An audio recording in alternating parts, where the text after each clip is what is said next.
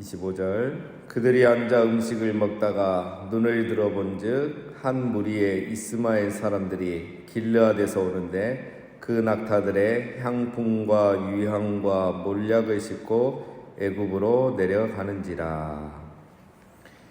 자, 요셉의 형들이 요셉을 구덩이에 넣어놓고 자기들은 앉아서 음식을 맛있게 먹고 있었습니다. 자, 오늘 이 37장에 보면은 그 먹다라는 말이 3번이 나옵니다. 지금도 그들이 앉아 음식을 먹다가 먹고 이렇게 나오죠. 자, 2번은 앞에서 이제 형들이 이야기할 때 악한 짐승이 요셉을 잡아먹었다라고 이렇게 아버지에게 말하자라고 했죠. 그때 이제 이 먹다란 말이 2번이 나오고, 자, 여기서는 이제 형들이 음식을 먹는 것으로 이렇게 나오죠. 여러분, 우리가 이제 그 성경을 읽을 때 성경이 하나님의 영감을 받아서 이렇게 기록했다고 하니까 그냥 막 읽어 내려가면서 은혜만 받는데, 이제 우리가 그 소설이나 책을 읽을 때 그 맛이 있죠.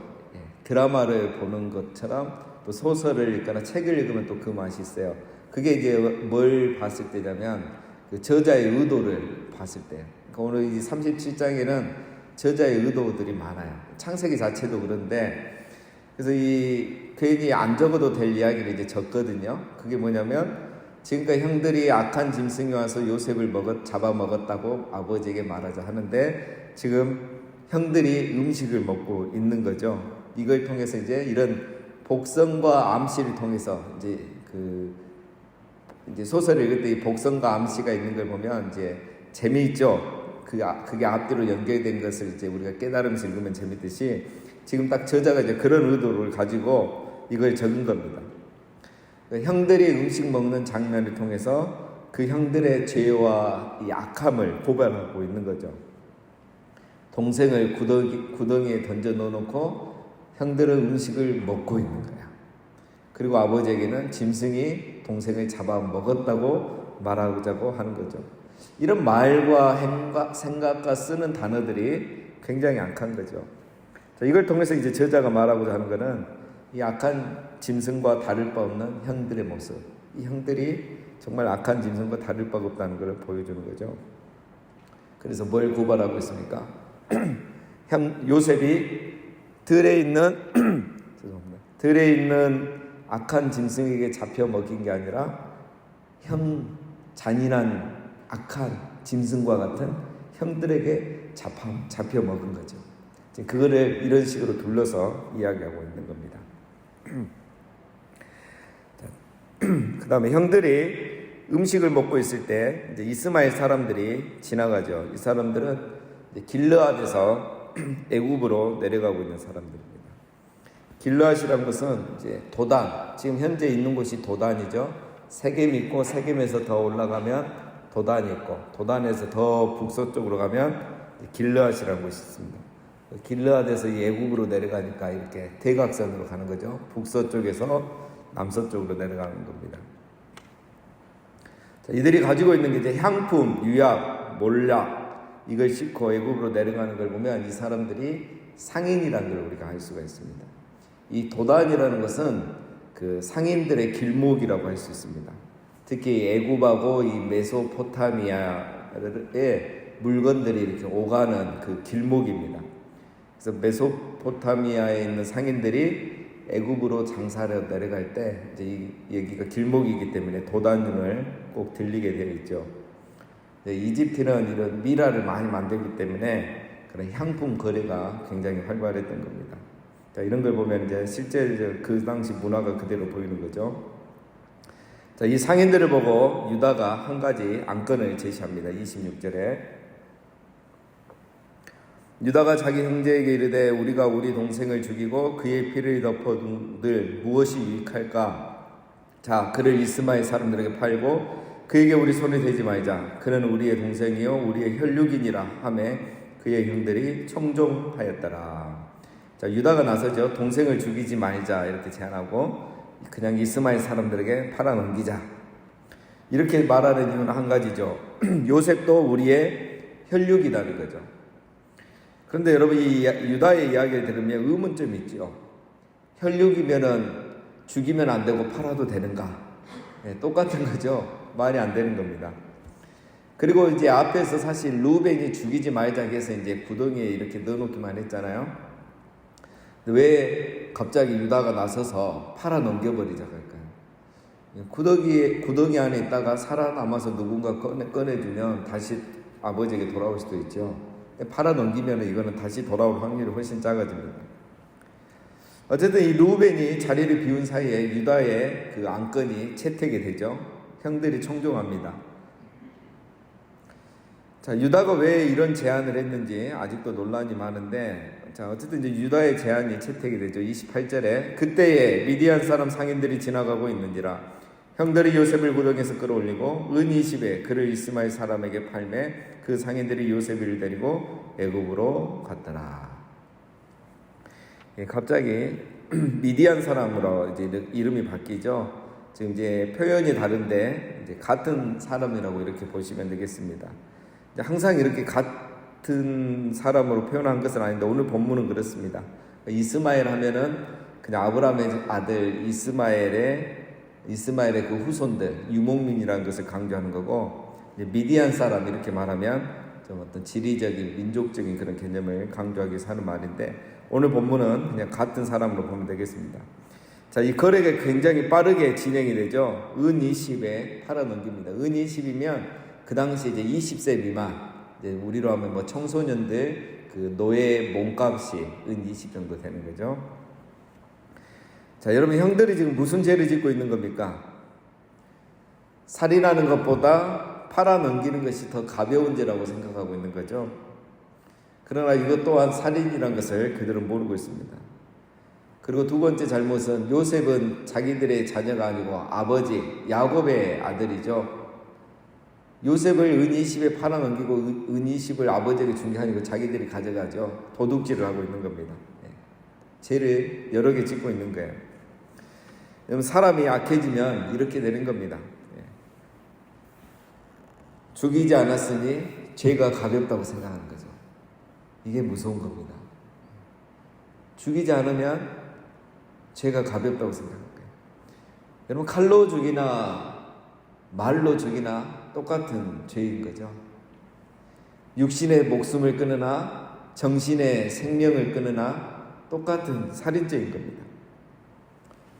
죄의 삭은 뭡니까? 사망. 말로 죽인 죄, 칼로 죽인 죄 똑같은 죄입니다. 그 죄의 삭은 사망인 거죠. 죄의 무게가 형벌의 무게를 정하는 것이 아닙니다. 살인죄든 거짓말이든 팔아넘겼든 그 죄의 삭은 사망인 거죠.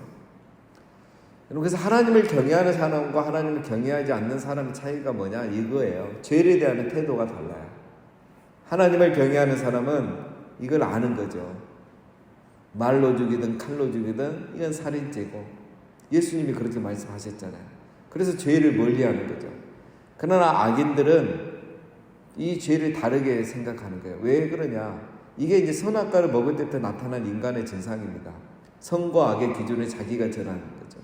그러면서 더 심각한 건 죄에 대한 심판도 자기가 정하는 거예요. 그러니까 살인죄는 큰 거지만 팔아 넘기는 죄는 작다. 죄가 아니다 이렇게 생각하는 거죠. 그래서 악인들, 죄인들의 특징 쉽게 죄를 범하고 죄책감을 갖지 않습니다. 그래서 우리가 뉴스를 보거나 악한 사람을 볼 때 이해가 되지 않는 이유가 그들의 사고방식이 이런 거예요. 여호와를 경외함이 없기 때문에 죄에 대한 태도가 우리하고 완전히 다른 거죠. 지금 형들이 그렇게 하고 있습니다. 29절 루벤이 돌아와 구덩이에 이르러 본즉 거기 요셉이 없는지라 옷을 찢고 아우들에게로 되돌아와서 이르되 아이가 없도다 나는 어디로 갈까. 루벤이 이제 어디 잠깐 자리를 비웠다가 오고 나서 사태를 파가죠. 요셉은 없고 구덩이는 비어있는 것을 보고 자기 옷을 찢습니다. 아이가 없도다 나는 어디로 갈까. 지금 누구 걱정하고 있는 겁니까? 자기 걱정하고 있는 거예요. 요셉이 아니라 자기 걱정하고 있는 거죠. 나는 어디로 갈까? 이게 무슨 말이냐면 나는 어떻게 되는 건가 이 말이야. 나는 이제 어쩌지? 아버지에게 가서 뭐라고 말하지? 자기 장자로서의 책임을 다하지 못해서 아버지를 뵐 면목이 없다는 말이에요. 요셉 걱정하는 게 아니라 자기 걱정하고 있는 거죠. 그럼 장자가 지금 완전히 리더십이 완전히 추락했습니다. 원래 어떻게 해야 되겠습니까? 이 상황에서 정상적이나 야단쳐야죠. 니네들 지금 뭐 했어? 나하고 약속했는데 왜 갑자기 팔아넘기냐? 야단쳐야죠. 아니면은 지금 빨리 쫓아가서 뭐 하루가 지난 것도 아닌데 빨리 쫓아가고 다시 돈을 덜 돌려주고 동생을 찾아와야 되는 거 아닙니까? 이게 이제 우리의 상식이잖아요. 근데 이 루벤이 그렇게 하지 못하는 이유가 뭘까요? 이미 이제 첫째는 제 생각에 성향이에요. 이 야곱하고 많이 닮았어요. 야곱이 이런 식이었잖아요. 지금까지 우유부단하고 어떤 불의에 대해서 바로 이렇게 반응하지 못하고. 두 번째는 이제 그 비라와의 사건 때문에 이미 장자의 권위가 땅에 떨어져 있죠. 추락했죠. 그래서 말발에 서지 않습니다. 뭘 보면 알 수 있느냐? 이렇게 루벤이 말했는데 동생들이 그 말을 다 무시합니다. 반응을 안 해요. 31절에 그들이 요셉의 옷을 가져다가 순념소를 죽여 그 옷을 피해 적시고 루벤 말에 반응하지 않고 자기 할 일들을 해버리는 거예요. 지금 이 정도입니다. 분위기가. 그래서 요셉의 옷에다가 순념소에 피를 적시죠. 이제 이걸 나중에 야곱에게 보여주면서 동생이 악한 짐승에게 잡혀 먹혔다라고 말하려고 하는 거죠. 32절에 그의 채색옷을 보내 그의 아버지에게로 가지고 가서 이르기를 우리가 이것을 발견하였으니 아버지 아들의 옷인가 보소서 하며 피 묻은 채색옷을 가지고 야곱에게 보여주죠. 이들이 하는 말이 여러분 치가 떨립니다. 무서워요. 우리가 이것을 발견했는데 아버지 아들 요셉의 옷인가 한번 보소서.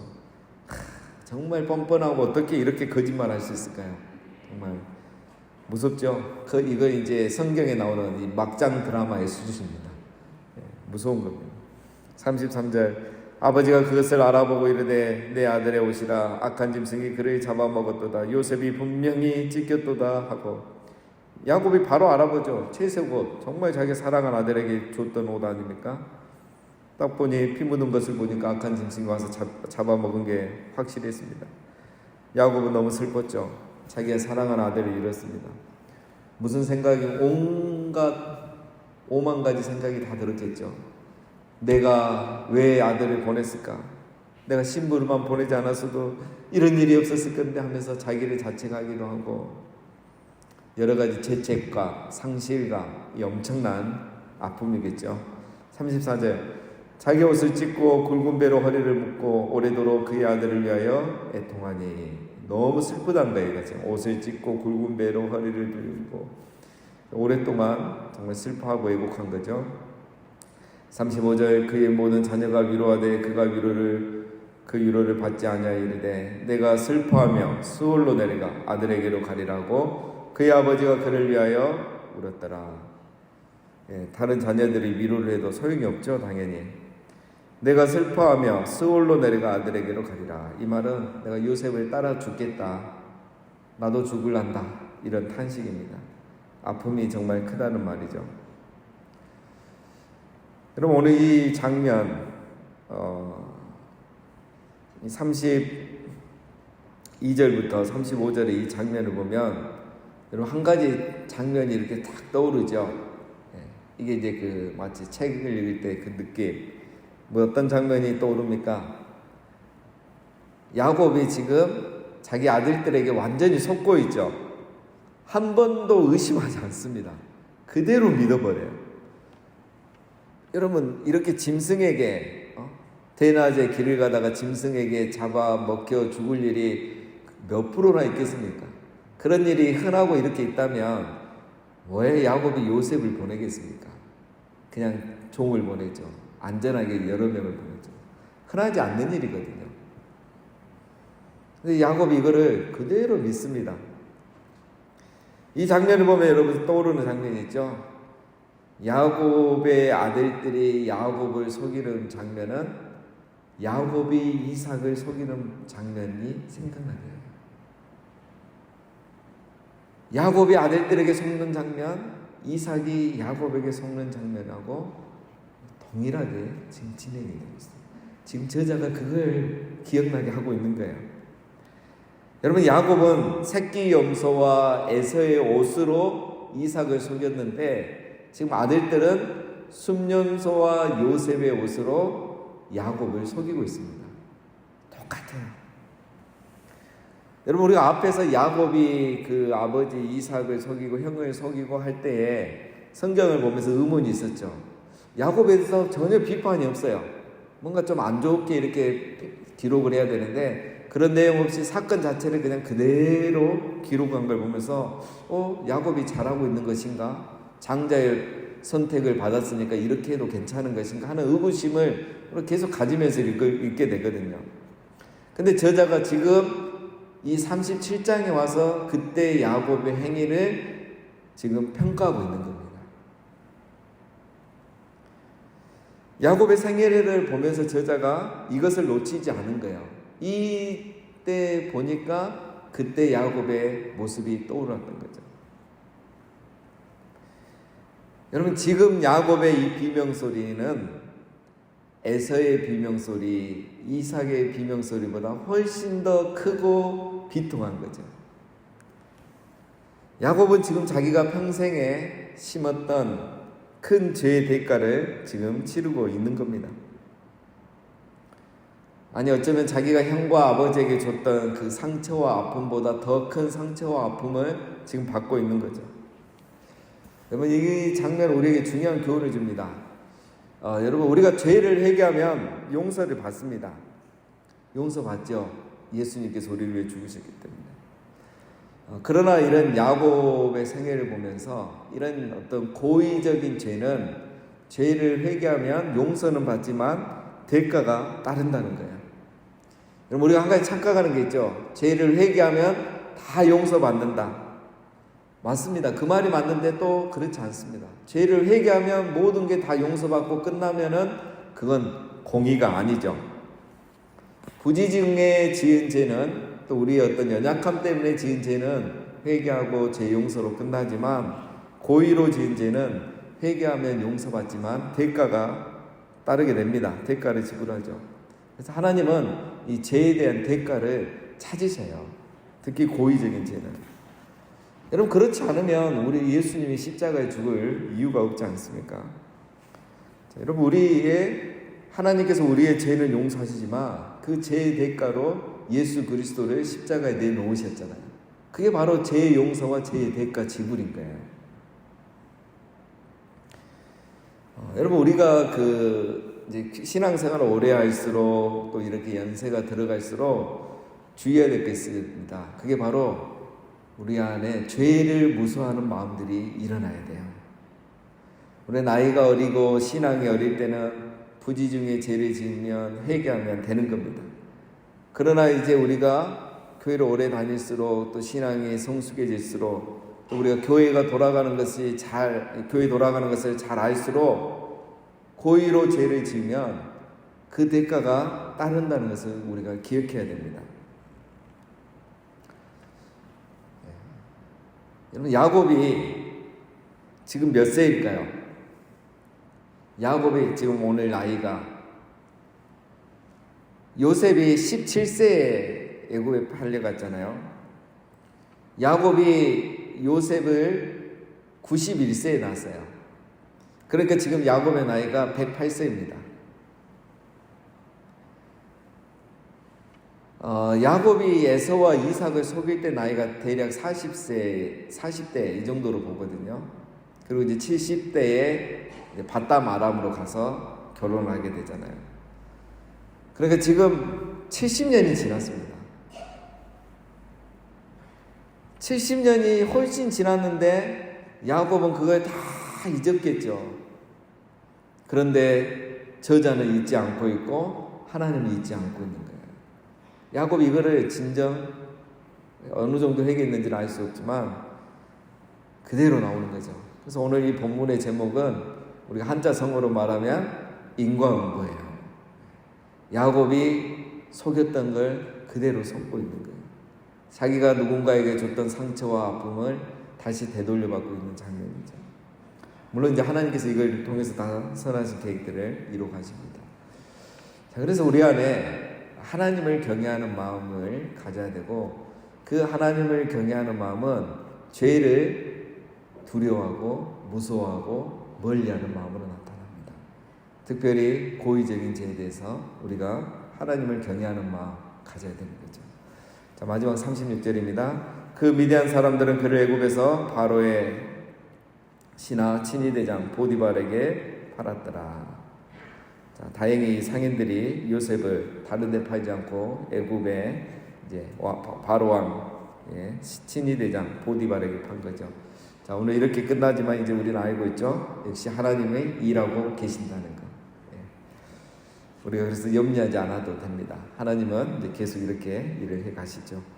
자, 오늘 우리가 말씀을 보면서 정말 하나님을 경외하는 마음을 갖고 죄를 무서워하고 두려워하고 또 멀리하는 그런 하나님을 경외하는 우리 모두가 다 되시기를 주님의 이름으로 축원드립니다.